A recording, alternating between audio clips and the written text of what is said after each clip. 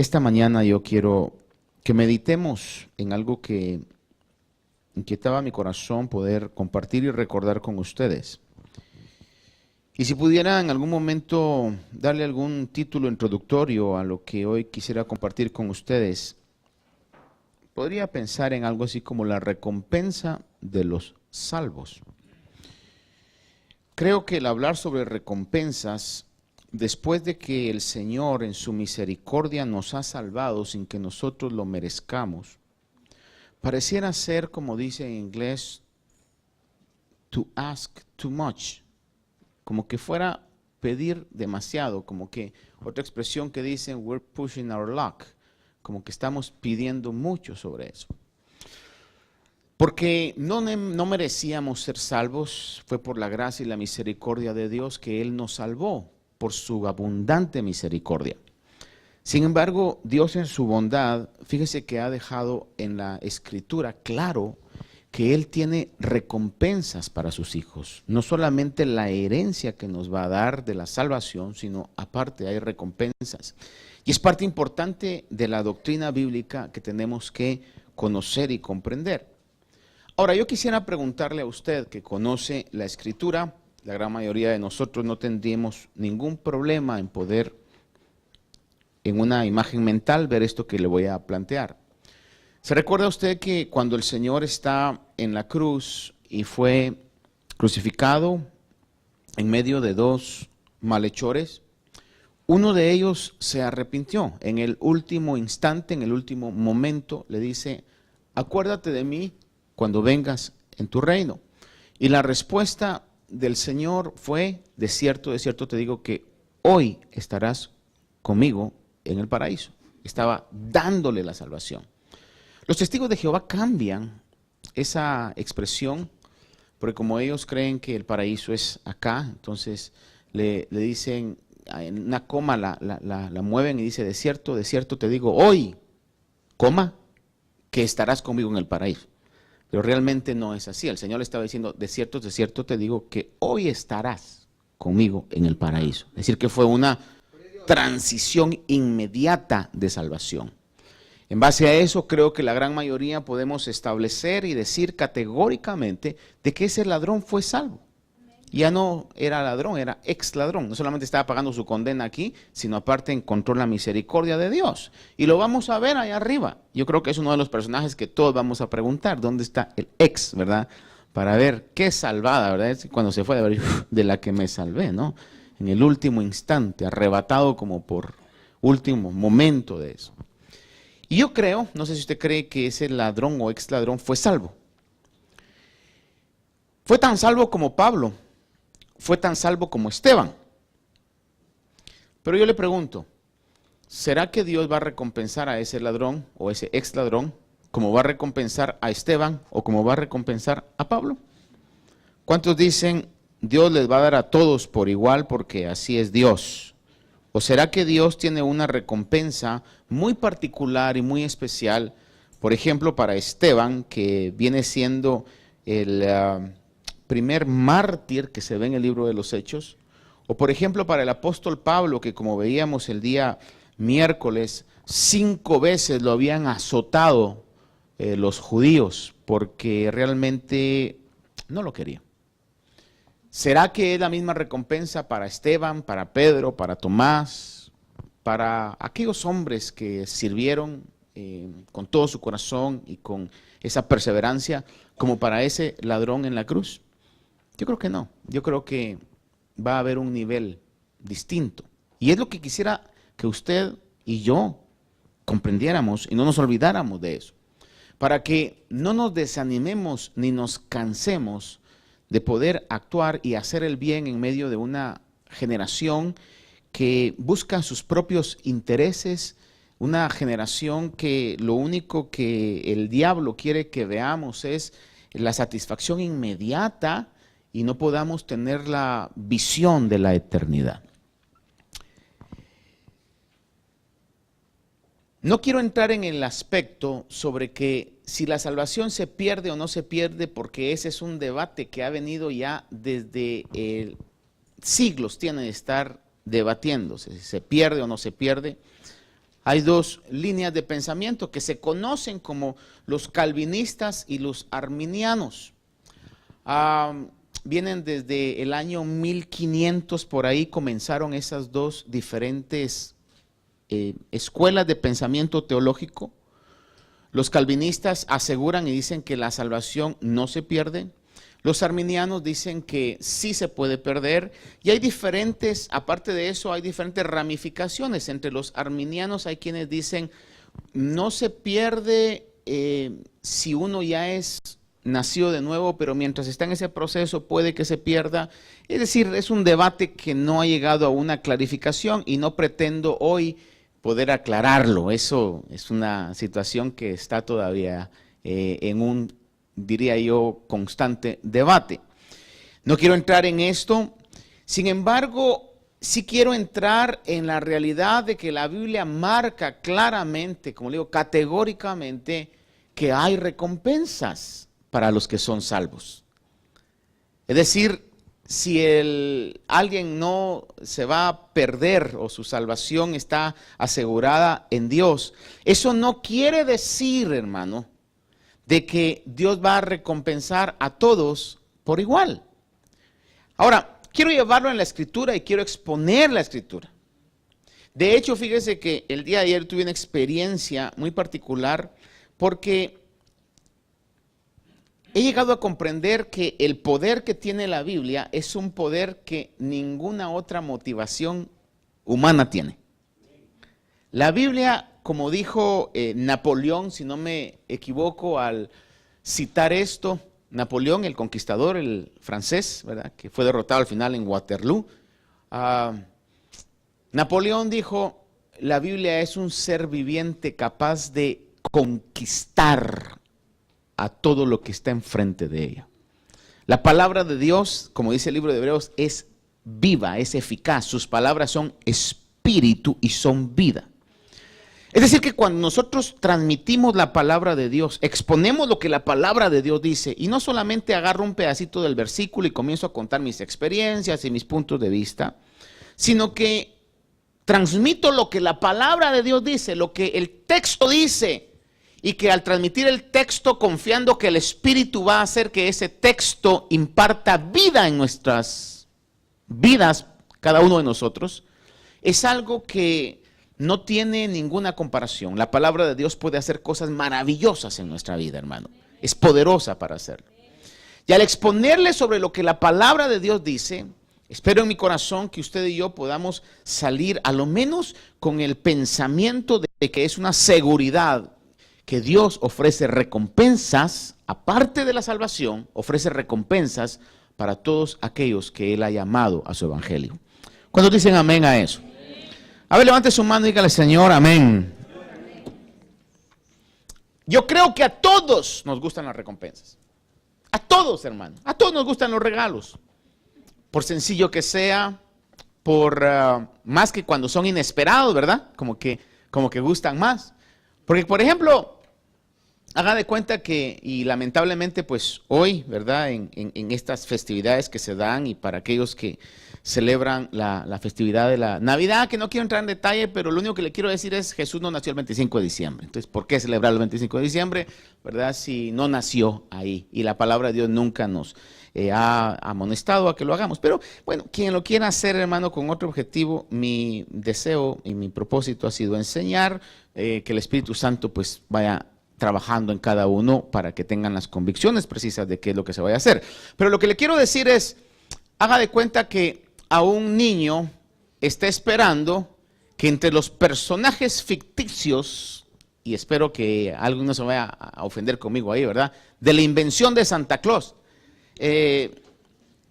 ya está esperando que don Santa Claus le va a llevar. Y quizás está esperando que le lleve, hermano, qué sé yo, ¿qué será ahora un regalo? El último iPhone. Un carro. ¿Eh? Un carro, ok. Entonces, Russell está esperando un carro ahora. Pero haga de cuenta que don Santa Claus le lleva una moto. Entonces, es decir, estaba esperando algo más y ya no tiene tanto felicidad, ¿verdad? Porque estaba esperando. Pero si no estaba esperando nada, aunque le lleven la bicicleta, pues, en ese sentido, ¿no? Ahora, a lo que lo quiero llevar con todo esto es de que, fíjese de que a todos nos gustan los regalos, las sorpresas. Le voy a decir que el Señor nos habla desde la eternidad al presente, del futuro al presente, diciéndonos, el que pierda su vida por causa de mí, la ganará. El que siembre en pequeñez, porque lo que estamos viendo hoy es lo pequeño, va a ser recompensado en lo grande. El que siembra en lo temporal va a ser recompensado en lo eterno. Entonces, la palabra de Dios claramente establece esto. Y le voy a leer, no quiero que me siga con esto por cuestión del tiempo, pero le voy a leer en Apocalipsis, se revela que hay recompensa y habrán recompensas para los vencedores. Diga conmigo, vencedores, por favor. Una vez más, vencedores. Ahora, el punto es que no puede haber vencedor si no hay algún tipo de lucha o de batalla. Es decir, tenemos que tener algún tipo de reto, de lucha, para poder declararnos vencedores. Como que alguien venga y diga, pues mire, yo estoy orgulloso porque saqué el segundo lugar de la carrera. Ah, qué bueno, lo felicito, el segundo lugar no está tan malo. ¿Y cuántos participaron? 2. Es optimista, en lugar de decir llegué de último, dice llegué de segundo. No puede haber vencedor si no hay lucha, si no hay batalla, si no hay prueba. De hecho, en 1 Timoteo 6:12, el apóstol Pablo habla y dice, pelea la buena batalla de la fe. Hay una batalla que es la batalla de la fe. 2 Timoteo 4:7 dice, el apóstol Pablo, he peleado la buena batalla, he terminado la carrera, he guardado la fe. Claramente la Biblia habla que hay una batalla, la batalla de la fe. Y en relación a esto, fíjese que cuando dice Pablo, he guardado la fe, estaba viendo algunas cosas y de esos puntos que obviamente quizás necesitaran un estudio por sí solo, pero entre otras cosas, nuestra fe, debemos guardar que nuestra fe no se desvíe. Debemos guardar que nuestra fe no se desvíe. En el libro de Hechos 13:8 vemos que había un personaje llamado Elimas, el mago, se traducía su nombre así, que dice que se oponía tratando de desviar la fe de un gobernante. Es decir, que uno de los puntos que atacan nuestra fe es desviar nuestra fe. Usted fue salvo por el Señor Jesús y el sacrificio de Cristo Jesús. No por ningún hombre, no por ninguna organización, no por ningún sistema religioso. Los hombres pueden fallar, las religiones pueden fallar, los sistemas organizativos pueden fallar. El Señor que dio su vida en la cruz nunca nos va a fallar. Nuestra fe debe estar puesta en Cristo Jesús, el autor y el consumador de la fe. Pero habrán situaciones que querrán desviarnos la fe. Tenemos que guardar nuestra fe aún de que no falle. Recuérdese usted que cuando el Señor supo que Satanás había pedido a Pedro para zarandearlo, la oración de Jesús fue, yo he rogado para que tu fe no falle. Tenemos que guardar nuestra fe, entre otras cosas, no le estoy diciendo que esto sea lo único, pero en que su base sea la correcta, que nuestra fe descanse. En 1 Corintios 2:5, Pablo decía que vuestra fe no descanse en sabiduría de los hombres, sino en el poder de Dios. Y hay muchas cosas que podemos nosotros hablar de cómo guardar nuestra fe, pero Pablo decía, he peleado la buena batalla. Porque esta batalla que estamos peleando no es una batalla en contra de personas, no es una batalla en contra de instituciones, sino que es una batalla que se pelea contra entidades espirituales. El enemigo nos ataca por medio de dardos encendidos que van a nuestra mente, pensamientos. En Colosenses habla, el apóstol Pablo dice que nuestras armas son poderosas en Dios para la destrucción de fortalezas, destruyendo argumentos que se levantan en contra del conocimiento de Cristo. Es decir, formas de pensamiento. Aún en Timoteo habla y dice que en los últimos días vendrán espíritus engañadores, doctrinas de demonios. Nuestra batalla es una batalla espiritual contra aspectos espirituales. Cuando usted un día de repente siente que el mundo se le cayó, hermano, y se siente sumamente desanimado, no crea que es simplemente un estado de ánimo. Puede ser una guerra espiritual, una batalla espiritual que está sobre su vida y la vida de su familia. ¿Qué tenemos que hacer? Levántese, pelee en el nombre del Señor, fortalezca su fe, crea que el Señor puede cambiar ese día gris en un día soleado lleno de vida, hermano. Confesar palabras como por ejemplo es el día que el Señor ha hecho, por tanto yo me gozaré, me alegraré en Él. Su palabra es poderosa para eso. Pues los cristianos tienen una batalla que están peleando. Es la batalla de la fe. Tenemos que guardar la fe. Tenemos que hacer que nuestra fe no falle. Tenemos nosotros que saber que es una verdad. Pero fíjense que en el libro de Apocalipsis habla el escritor y deja claro que a los vencedores, como le dije yo, vencedores porque están peleando una batalla, habrán recompensas. Y a cada una de las 7 iglesias le dice, le leo rápidamente, el 2:7 de Apocalipsis dice, al vencedor le daré de comer del árbol de la vida que está en el paraíso de Dios. Lo que quiero que veas, al vencedor le daré, no a cualquiera, al vencedor le daré. El 2:11 dice, el vencedor no sufrirá de la muerte segunda. El 2:17 dice, al vencedor le daré el maná escondido y le daré una piedrecita blanca y grabado en la piedrecita un nombre nuevo, el cual nadie conoce, sino que el que lo recibe. Un día a un pastor le dijeron, pastor, y entonces usted no cree que Dios ya le ha revelado su nombre nuevo. ¿Cómo voy a creer si dice que nadie lo conoce? Pues, ¿verdad? Pero dice que eso va a ser, y cuando habla de nombre es porque el nombre es sinónimo de autoridad y de reconocimiento de parte de Dios. El 2:26 al 28 dice, y el vencedor, el que guarda mis obras hasta el fin, le daré autoridad sobre las naciones y las regirá con vara de hierro, como los vasos del alfarero son hechos pedazos, como yo también he recibido autoridad de mi Padre, y le daré el lucero de la mañana. El 3:5 en Apocalipsis dice, así el vencedor será revestido de vestiduras blancas y no borraré su nombre del libro de la vida y reconoceré su nombre delante de mi Padre, delante de sus ángeles. El 3:12 dice, al vencedor le haré una columna en el templo de mi Dios y nunca más saldrá de allí. Escribiré su nombre y el de mi Dios en el nombre de la ciudad de mi Dios, la nueva Jerusalén que desciende del cielo de mi Dios y mi nombre nuevo. El 3:21 dice, el vencedor le concederé sentarse conmigo en mi trono, como también yo vencí y me senté con mi Padre en mi trono. El 21:7 dice, el vencedor heredará estas cosas y yo seré su Dios y él será mi hijo. Le pregunto, ¿hay recompensas para los vencedores? ¿Sí o no? Creo que está claro, categóricamente claro en la palabra, que hay recompensas para los vencedores. Y le recalco, no puede haber una victoria, no se puede vencer si no hay una lucha. Y lo que la palabra dice es la lucha de la batalla de la fe que tenemos hoy. Ahora, Dios va a recompensar a los que venzan.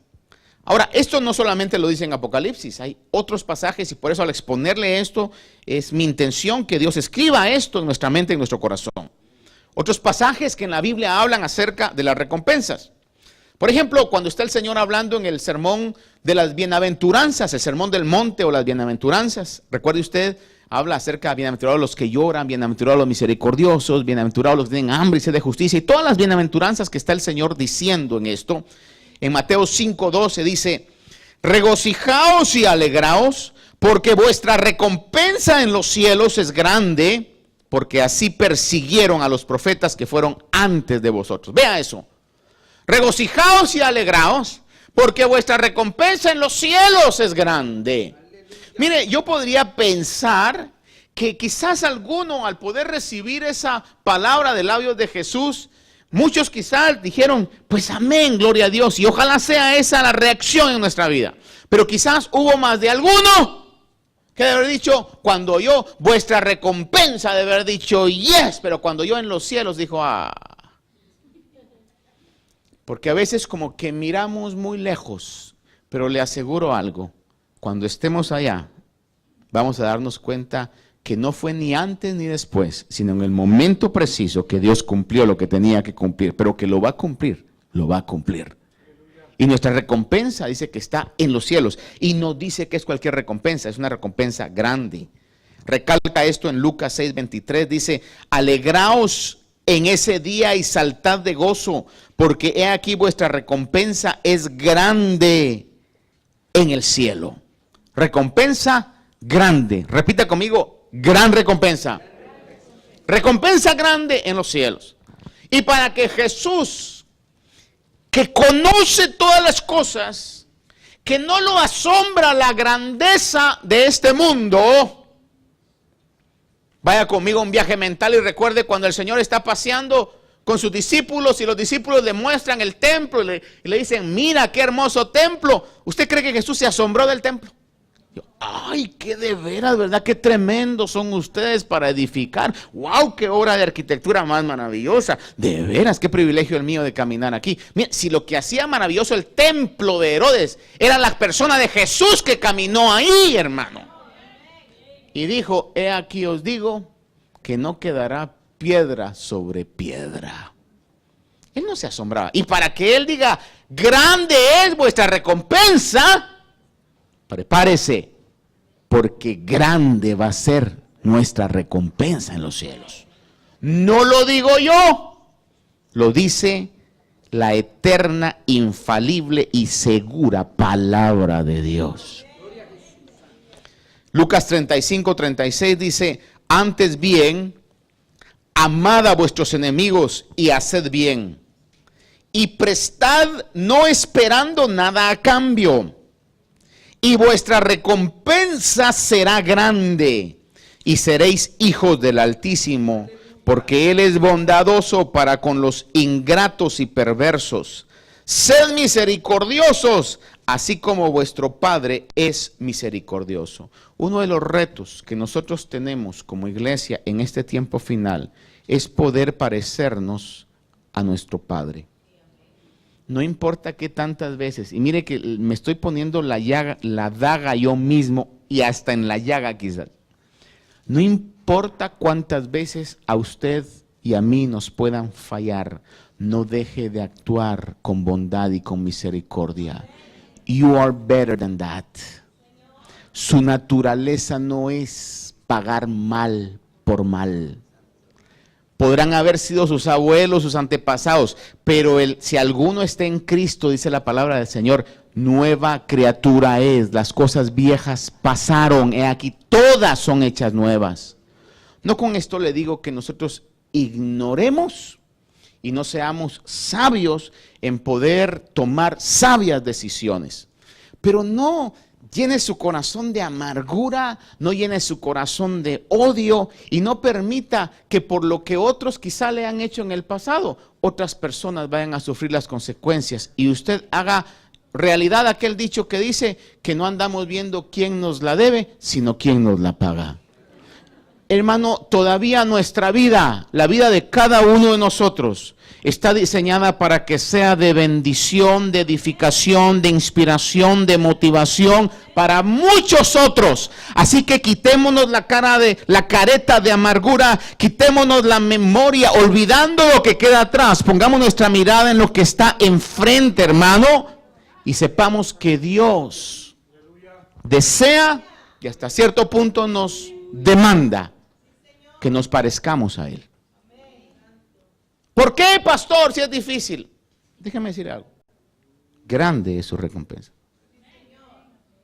Si usted cree que no habrá nada, entonces, hermano, hasta cierto punto quizá tendría razón. Pero, hermano, la Biblia declara claramente, categóricamente, que grande será nuestra recompensa. Por eso no debemos de cansarnos de hacer el bien en lo que podamos.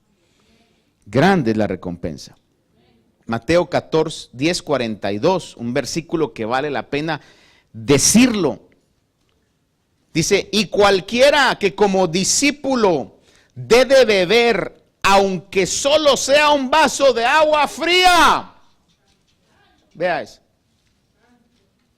Aunque sea solo un vaso de agua fría, dice, a uno de estos pequeños, en verdad os digo que no perderá su recompensa.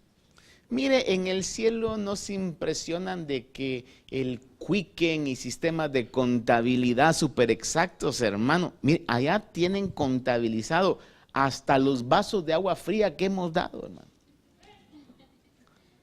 Usted oye anuncios en la televisión que dicen, el IRS es la agencia más poderosa. Hermano, no. El cielo es la agencia más poderosa. Nada, absolutamente nada, queda sin su recompensa.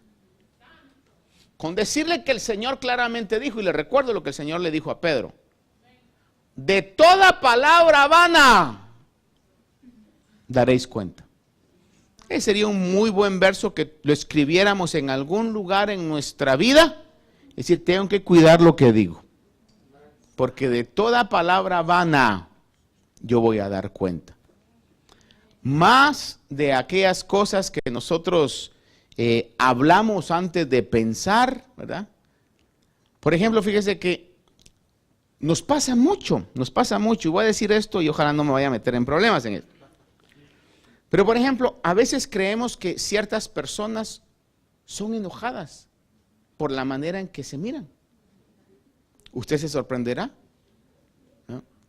De hecho, a mí mi esposa me dice a cada rato: es que te miras muy serio. Y así ya había alguien que dijo así: no, de veras no soy serio. Si me trata, le aseguro que no soy serio, hermano, ¿verdad? Pero me decía alguien el día de ayer, ¿verdad? En una reunión: es que yo creía que el hermano, y lo voy a decir porque le tengo confianza, dice, yo creía que el hermano Marlon era bravo, dice, ¿verdad? O sea, mira que es un alma de Dios, es un ángel. Si mire, Lilian ya está entrando casi en la antesala del cielo con vivir con este hombre.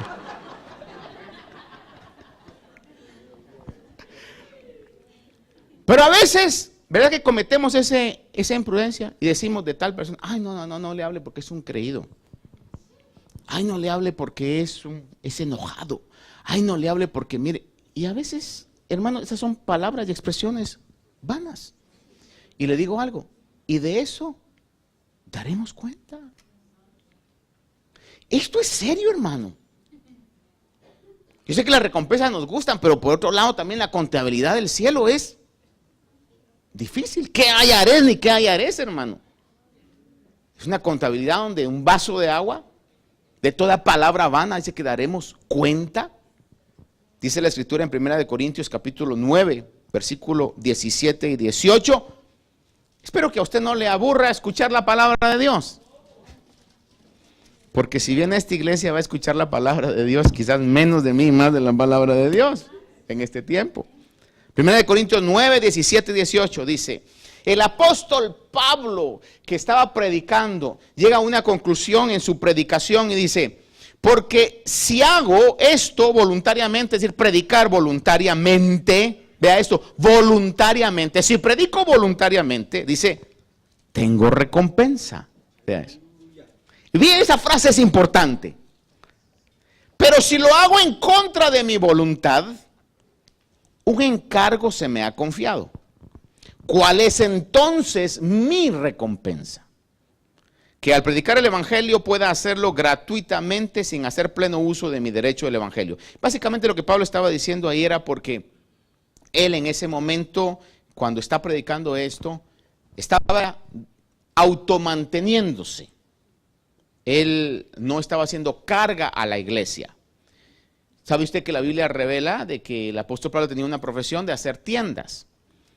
El hacer tiendas para mantenerse en el ministerio fue algo que Pablo hizo en Corinto, algo que hizo temporalmente.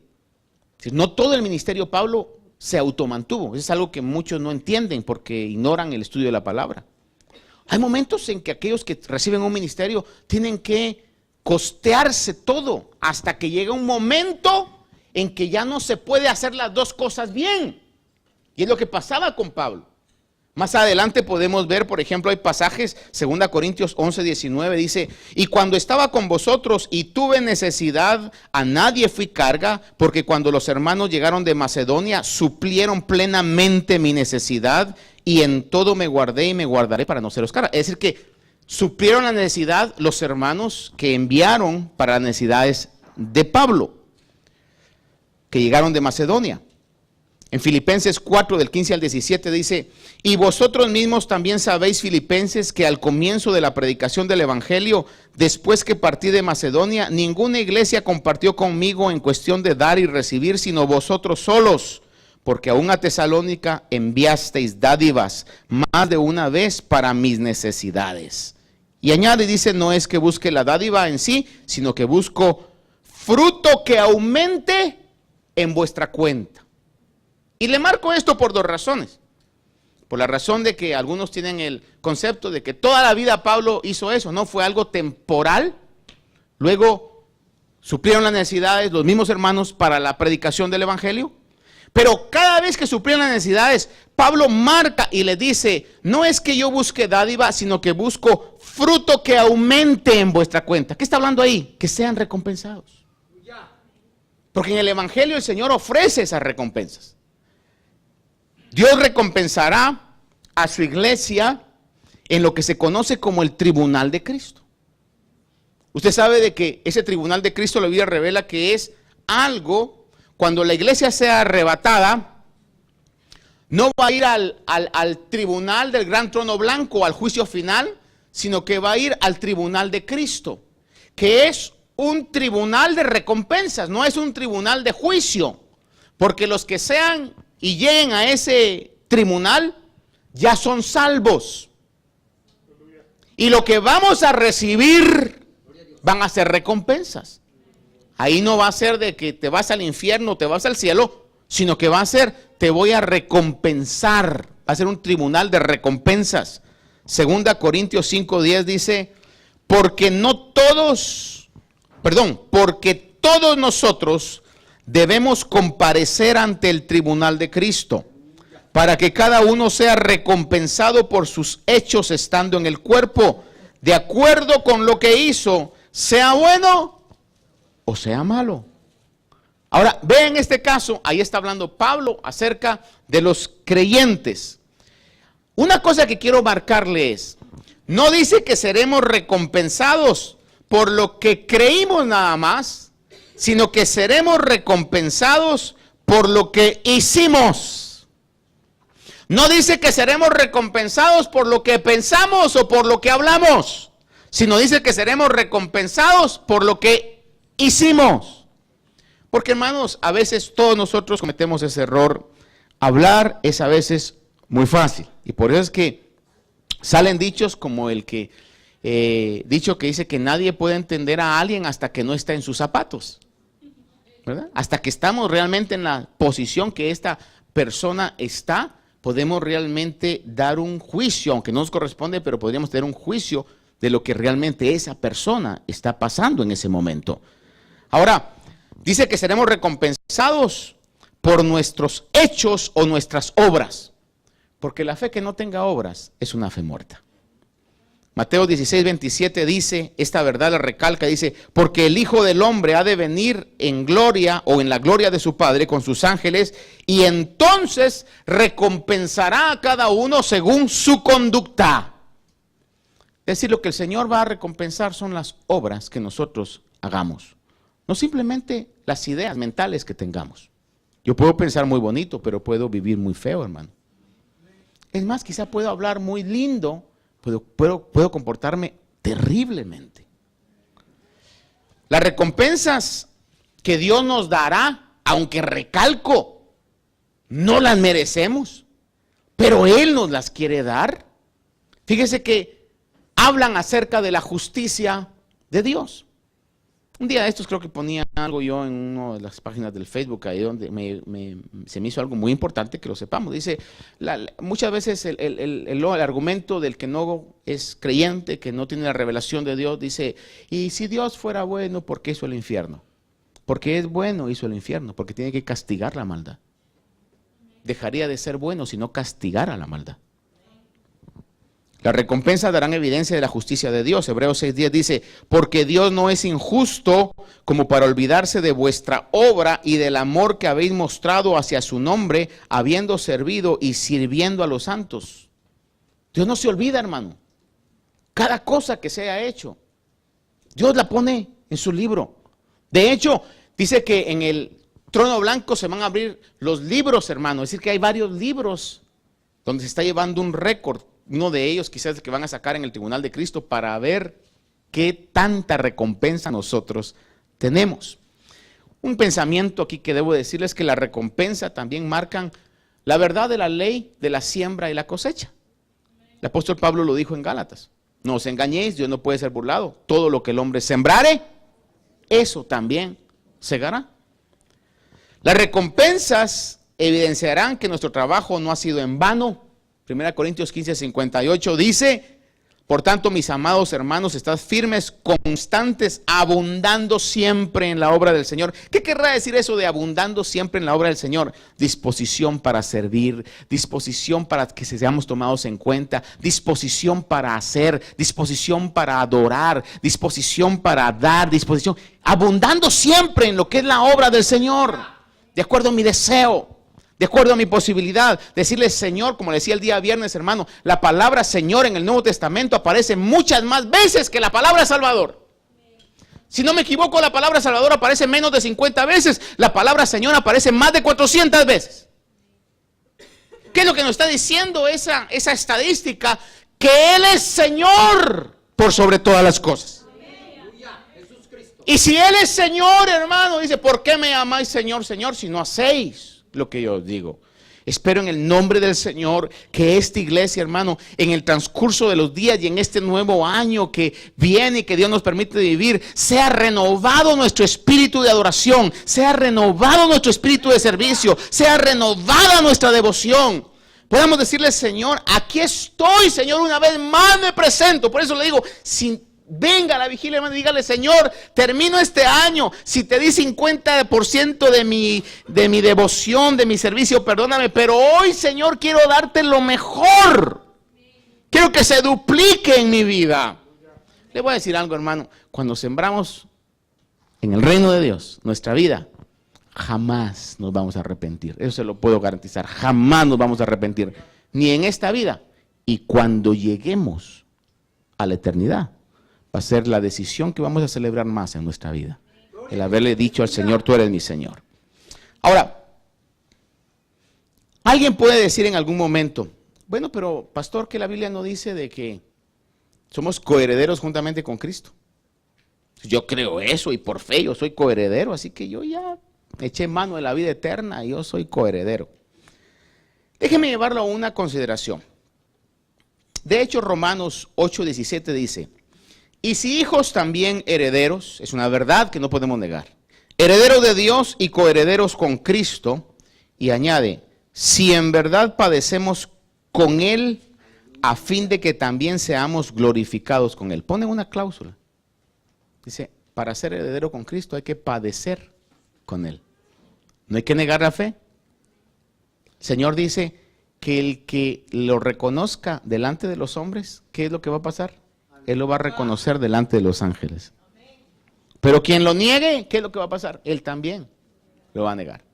Ahora, déjeme llevarlo a que usted considere conmigo esto. El ser coheredero, óigame bien esto, el ser coheredero no quiere decir que el nivel de herencia sea el mismo.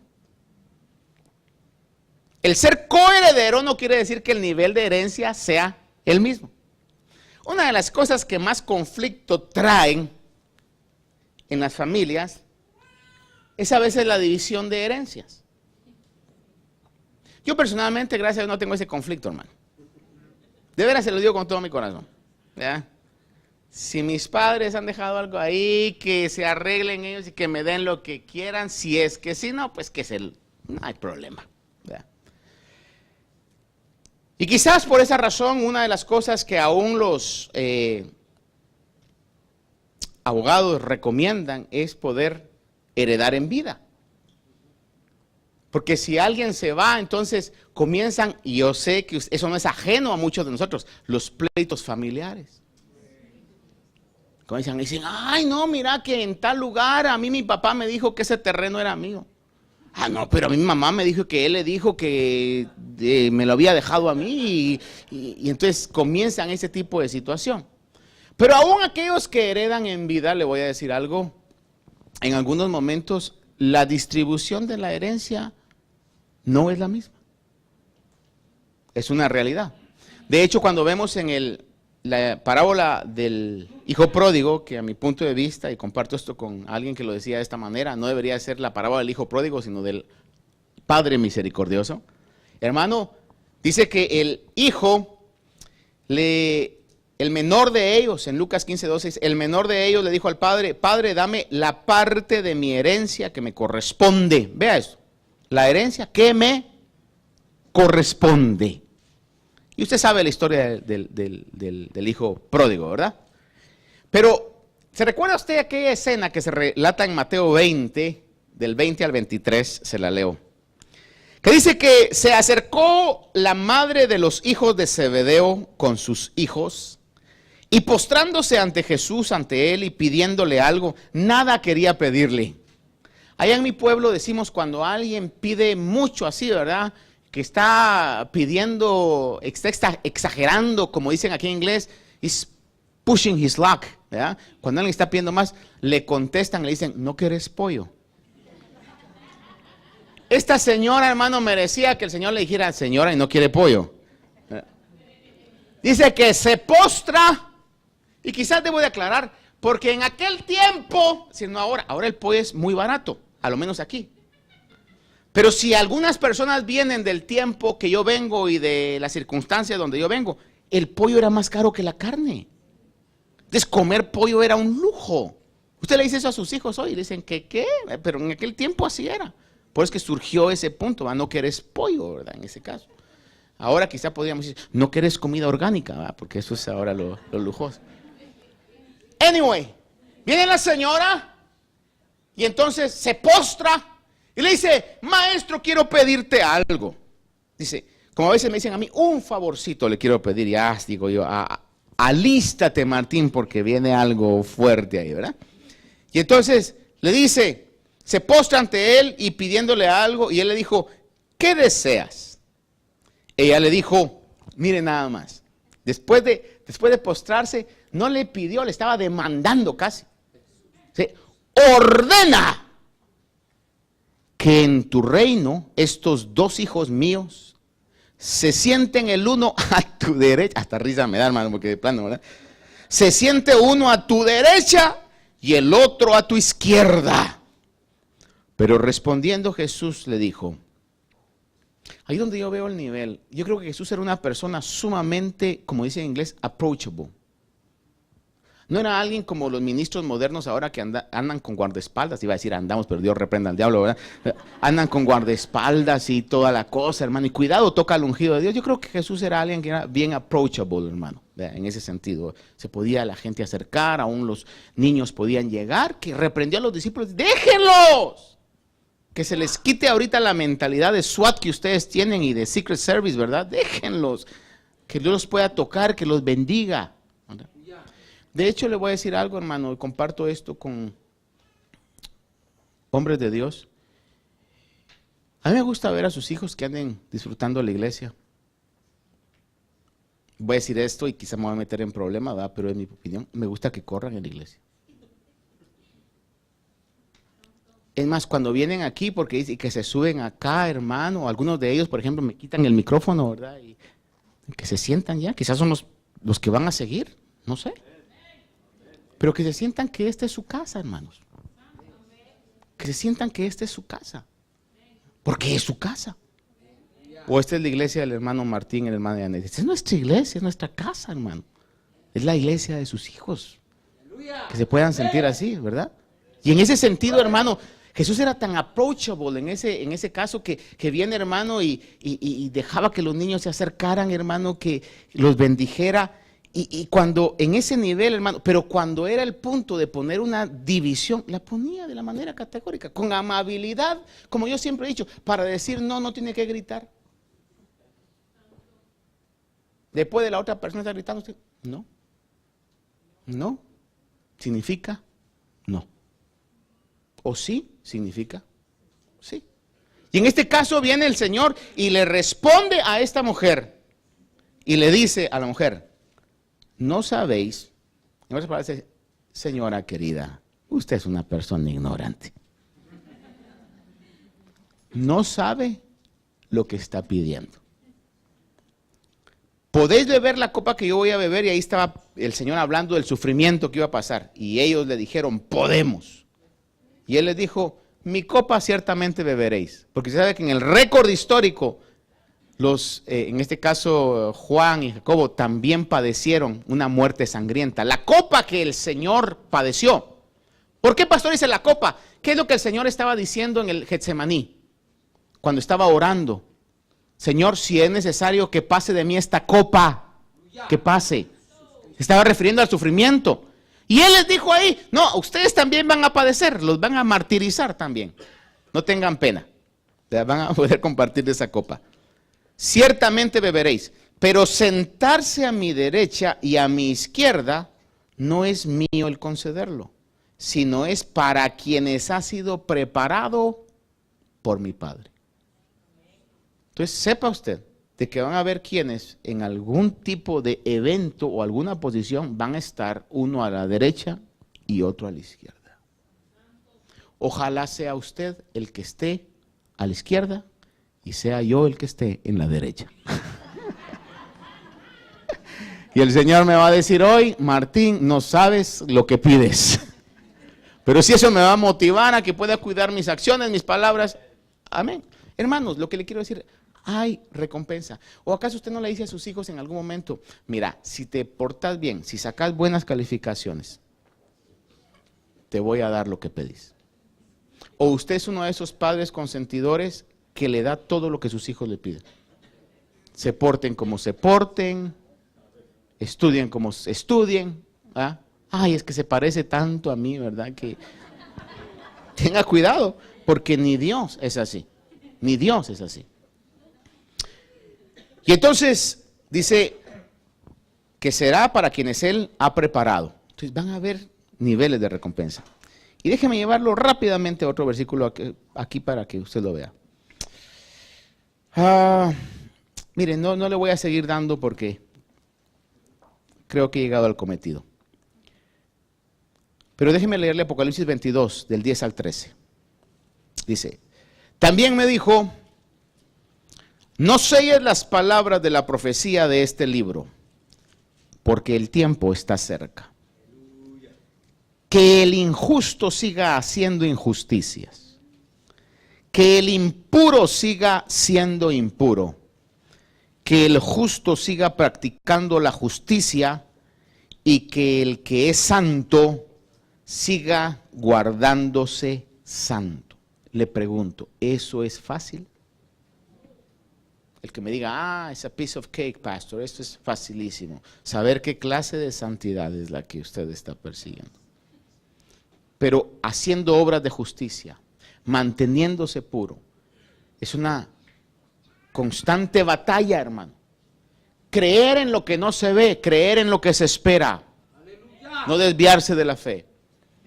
Dice, he aquí, yo vengo pronto.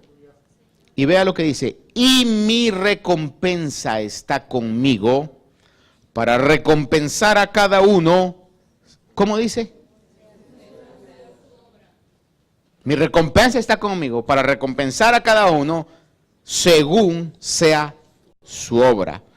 Y déjenme leer algo más porque es pues el nombre que el Señor nos ha dado para esta iglesia. Yo soy el alfa y la omega, el primero y el último, el principio y el fin. Le digo esto porque quiero motivarnos, no yo, la palabra de Dios. Hermano, vale la pena servirle a Dios. Vale la pena esforzarse por Dios. Vale la pena sufrir el vituperio. Vale la pena seguir haciendo el bien y no cansarse de hacer el bien porque a su tiempo, si nosotros perseveramos, vamos a cosechar. Vale la pena buscar la unidad. Vale la pena, hermano, interceder por aquellos que no conocen del Señor. Vale la pena vivir lo que la palabra de Dios nos dice. Vale la pena, hermano. Aparte de eso, Dios no solamente nos espera con recompensas allá, sino que en esta travesía que tenemos, su palabra dice que nunca nos dejará. Y aquellos que en Él confían nunca serán avergonzados.